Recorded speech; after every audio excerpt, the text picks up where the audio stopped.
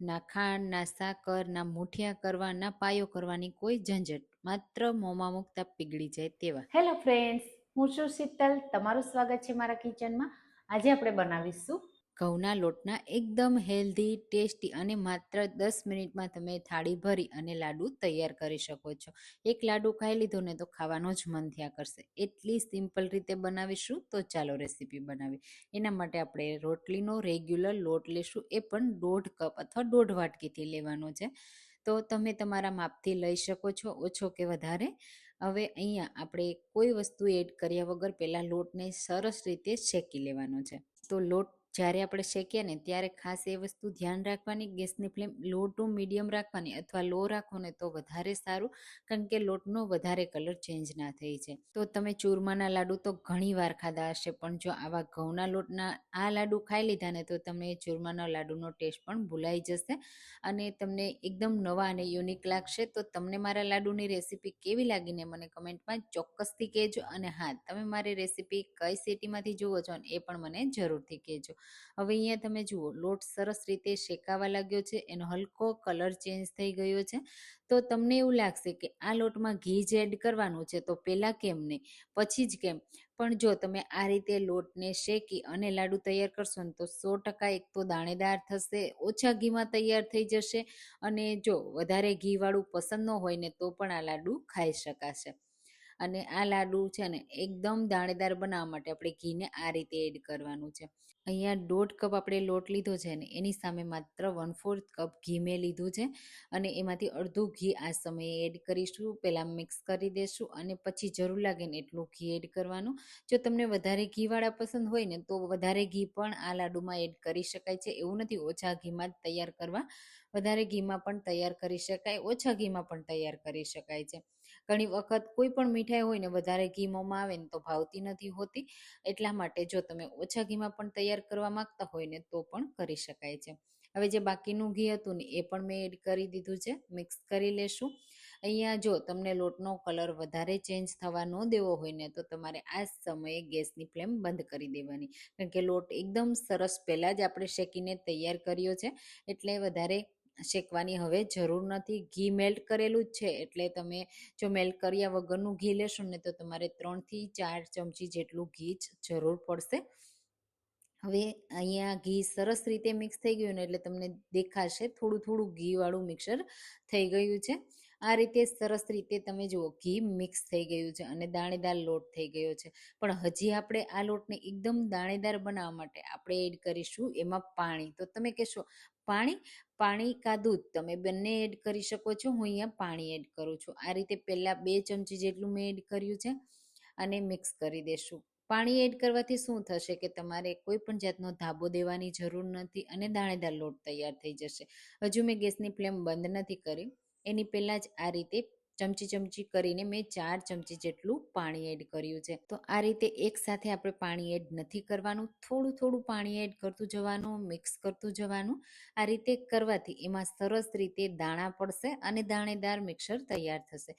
ફરીથી આપણે પાણી એડ કરીશું. તો તમે જુઓ આ રીતે મેં ફરીથી 2 ચમચી જેટલું પાણી એડ કર્યું, એટલે આખી ચમચી ભરીને નથી એડ કર્યું. એટલે તમારે જો ટેબલ સ્પૂનના માપથી કરો ને તો 3 ટેબલ સ્પૂનથી ઓછું પાણી એડ કરવાનું રહેશે, અને ટીસ્પૂનના માપથી કરો ને તો 3 ટીસ્પૂન જેટલું થશે.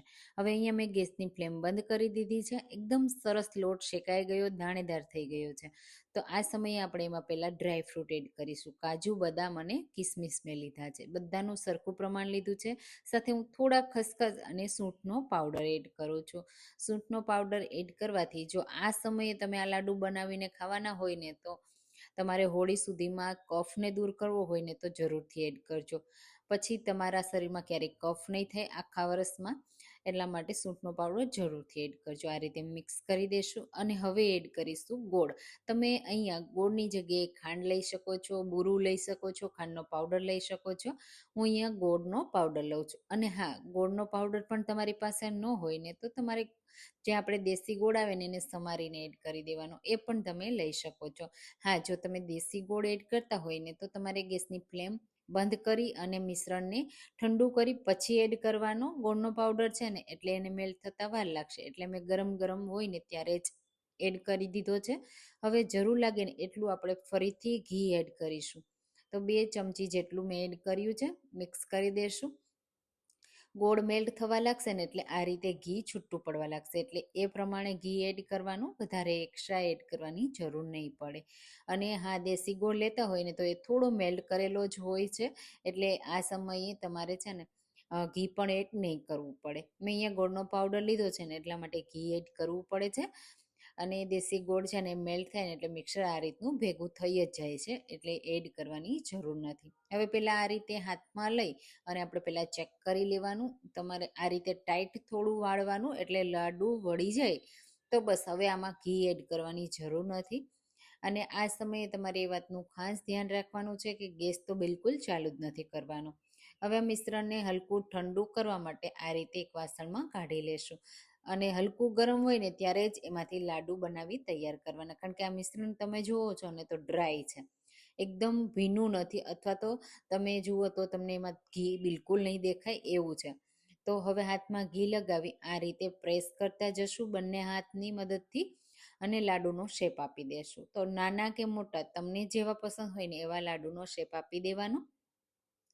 તો દાણેદાર અને મોંમાં મૂકતા પીગળી જાય તેવા અને એકદમ નવા યુનિક ઘઉંના લોટના લાડુ બનીને તૈયાર થઈ ગયા છે. તો તમે જુઓ આ રીતે બધા લાડુ આપણે બનાવતા જવાના અને પ્લેટમાં રાખતા જવાના. આ લાડુમાં આપણે કોઈ દૂધ એડ નથી કર્યું, પાણી એડ કર્યું છે એ પણ બળી ગયું છે. તો તમે આ લાડુને 10થી 15 દિવસ સ્ટોર કરી શકો, મહિના સુધી પણ ખરાબ નહીં થાય, પણ 10થી 15 દિવસ તમે સ્ટોર કરી અને ખાઈ શકો છો, ટ્રાવેલમાં લઈ જઈ શકો છો. અને એકવાર બનાવી લો ને તો તમને વારંવાર આ લાડુ ખાવાનું મન થશે. એટલા સોફ્ટ અને મેલ્ટેન માઉથ બને છે. તો આ રીતે બાકીના બધા જ લાડુ આપણે બનાવી અને તૈયાર કરી લેશું. તો તમે જુઓ આટલા લોટમાંથી ઘણા બધા લાડુ બનીને તૈયાર થયા છે. તો તમે આવા ઘઉંના લોટના લાડુ ટ્રાય ના કર્યા હોય ને તો ચોક્કસથી એકવાર જરૂરથી ટ્રાય કરજો. અને હા, તમને મારી રેસીપી પસંદ આવતી હોય ને તો લાઈક કરજો, શેર કરજો અને મારી ચેનલને પણ સબસ્ક્રાઈબ કરજો, જેથી તમે નવી નવી રેસીપીઓ દરરોજ મળતી રહે. તમે જુઓ કેટલા પરફેક્ટ લાડુ તૈયાર થઈ ગયા છે. તો હું તમને એક તોડીને પણ બતાવી દઉં કે કેટલા પરફેક્ટ સોફ્ટ પણ છે, ટેસ્ટી પણ છે, હેલ્ધી પણ છે. જો તમને કંઈ ગળ્યું ખાવાનું મન થયું હોય, અચાનક મહેમાન આવ્યા હોય અને તમારે ટ્રાવેલમાં લઈ જઈ શકવું હોય ને તો આ બેસ્ટ લાડુની રેસીપી છે, તમે જરૂરથી ટ્રાય કરજો. ચાલો ફરી મળીશું એક નવી રેસીપી સાથે. Thank you.